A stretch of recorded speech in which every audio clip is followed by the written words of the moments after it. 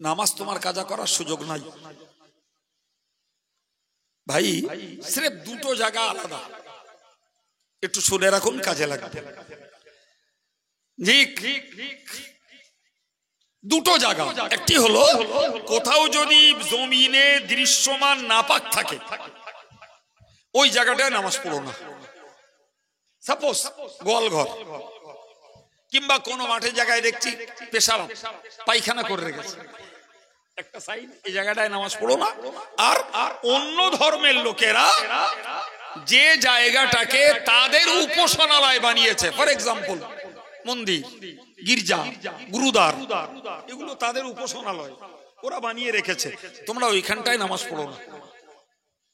এই দুটি জায়গা, একটা হলো নোংরা নাপাক জায়গা, আর একটা হলো অন্য ধর্মের মানুষদের উপাসনার জায়গা। এই দুটি ব্যতীত तमाम পৃথিবীকে আল্লাহ উম্মতে মুহাম্মাদির জন্য পাক বলে গণ্য করে দিয়েছেন, এটা মসজিদ। নাম্বার 2, রাসূলুল্লাহ বলেছেন যে আমার আল্লাহ পাক আমার জন্য, আমার উম্মতের জন্য এই জমিনটাকে পাককারী বলে দিয়েছেন। শুধু নিজে পাক না, পাক বলেই তো মসজিদ, পাককারী। সেটা কি ভাই? ইসলাম কঠিন নয়।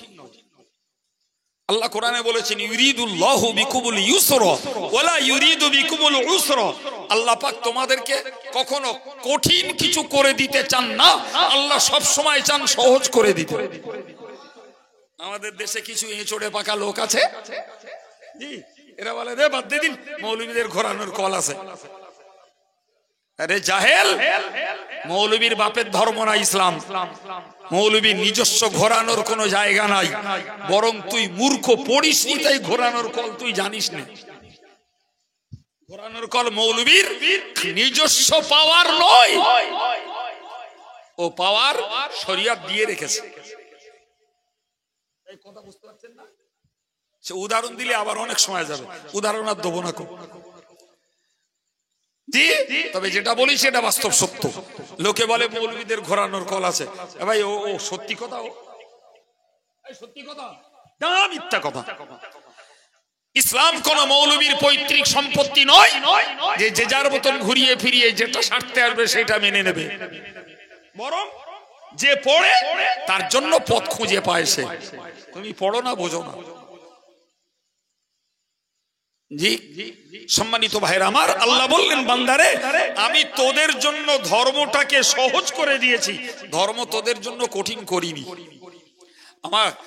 আমার রাসূলুল্লাহ কাউকে যখন কোথাও পাঠাতেন ধর্ম প্রচারের জন্য বলে দিতেন ইয়াসসিরু ওয়ালা তুআসসিরু, মানুষকে সহজ করে ধর্ম বোঝাও, কঠিন করো না। বাশশিরু ওয়ালা তুনাফিরু, মানুষকে সুসংবাদ দাও, মানুষের যেন ঘৃণা তৈরি করে দিও না। কেন বললাম কথাগুলো এবার বুঝুন। কেন বললাম ভাই? না বোঝার জন্য আমাদের অনেকের ভুল হয়। কথাগুলো কি এবার বুঝুন ভাই। আমরা যখন নামাজ পড়তে ইচ্ছা করি, কোরআন বলছে ইয়া আইয়ুহাল্লাযীনা আমানু, হে ঈমানদারেরা, ইযা কুমতুম ইলাস সালাত, তোমরা যখন নামাজ পড়তে ইচ্ছা করো। নামাজ পড়তে মুফাসসিররা বলেছে না ইযা আরাদতুম, তোমরা যখন নামাজ পড়তে ইচ্ছা করো তো তোমাদের কিছু ডিউটি পালন করতে হবে। নাম্বার 1, ফাগসিলু উজুহাকুম, তোমরা প্রথমত তোমাদের মুখমণ্ডল ধোও। ভাই এটার নাম মুখ, এটার নাম চোখ, এটার নাম নাক। মুখমণ্ডলটা কি ভাই? মুখমণ্ডল হলো এই যেখান থেকে চুল উঠছে মাথার, এখান থেকে শুরু করে থুতনির নিচে পর্যন্ত, আর এই কানপাটি থেকে এই কানপাটি পর্যন্ত, এই আয়তনটাকে বলা হয় মুখমণ্ডল। এই অংশের একটা চুলের আগা পরিমাণ শুকনো থাকলে উজু হবে না। এটা ধোও, নামাজ পড়বে তো এই ডিউটিটা আগে করে নাও। নাম্বার 2, ওয়াইদিয়াকুম ইলাল মারাফিক, তোমরা এই হাতটার নাম কনুই, এই হাতটা, এটা না, আমরা এটা বলি, এই কনুই সমেত 2 হাত ধুয়ে ফেলো। নাম্বার 3, আমসাহু বিরুসিকুম, তোমরা তোমাদের মাথা মুসাহ করো। এ নিয়ে ইমামদের অনেক ইখতিলাফ। আমরা যেটা মানি ইমাম আজম আবু হানিফা হুজুরের মত, সেটা হলো যে এই কপাল পরিমাণ মাথা মুসাহ করতে হবে। একে বলা হয় রুবু, 1/4 মানে 4 ভাগের 1 ভাগ মুসাহ করা ফরজ। বাকি এভাবে এই নিয়ে গেলাম, এই আনলাম, এটা সুন্নাত। কিন্তু এই 4 ভাগের 1 ভাগ কেউ যদি হাতটা নিয়ে এরকম ঘষে নেয়, অতি মোসার ফরজ আদায় হয়ে যাবে, কিন্তু পুরো মাথা মোসা না করার জন্য একটু সওয়াব কম হবে। নাম্বার 4, ওয়ারজুলাকুম ইলাল কাবাইন, তোমরা তোমাদের পা দুটো, এই দুটো হাড় যাতে আমরা গাঁটরি বলি, এইটা সহ 2 পা ধৌত করো, তুমি পবিত্র হয়ে গেলে। আর যদি তোমার গোসলের প্রয়োজন হয়, ফরজ গোসল, তাহলে তোমার জন্য 3 বার কুলি করা, 3 বার নাকে পানি দেওয়া, গোটা শরীর তাকে রোগড়ে ধুয়ে ফেলা। হযরত আলী বলেছেন, তাহতা কুল্লি শাইরাতিন নাজাসা, প্রত্যেকটা মানুষের লোমকূপের গোড়ায় গোড়ায় নাপাকি থাকে, গোটা দেহটা রোগড়ে ধুয়ে ফেলো, তুমি পবিত্র। এই যে দুটো পবিত্রতা, একটা গোসল করা আর একটা উযু করা, ভাই এই সুযোগ তো ওই লোকগুলোর জন্য যে লোকগুলো পানি ব্যবহার করতে পারে। কিন্তু এমনও পরিস্থিতি আছে পানি নেই, পরিস্থিতি এমন আছে পানি আছে কিন্তু কিনতে হবে, কেনার পয়সা নেই। পরিস্থিতি এমন পড়লাম, পানি আছে, আনতে গেলে আমার ট্রেন ছেড়ে যাবে। পানি আছে এমন জায়গায় যেখানে গেলে সাপের ভয়, বাঘের ভয়। পানি আছে কিন্তু আমি এমন রোগাক্রান্ত যে পানি ডাক্তার বাবু স্পর্শ করা আমাকে চরম নিষেধ করেছে, স্পর্শ করলেই রোগ বেড়ে যাবে। এখন ওই লোকটা পেশাব করেছে, তাকে পবিত্র হতে হবে। ওই লোকটা পায়খানা করেছে, তাকে পবিত্র হতে হবে। ওই লোকটার স্বপ্ন দোষ হয়েছে, তাকে গোসল পবিত্র হতে হবে।